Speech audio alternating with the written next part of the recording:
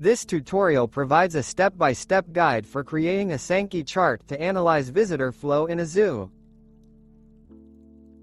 We start with an empty project in the DataPicta application.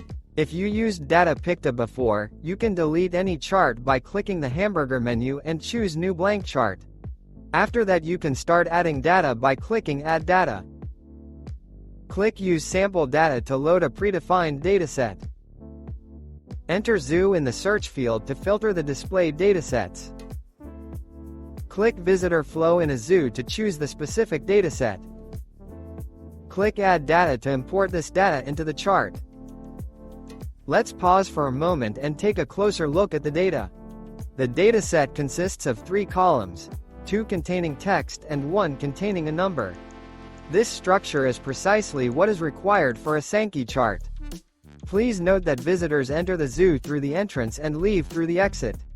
However, once inside the zoo, they can move freely.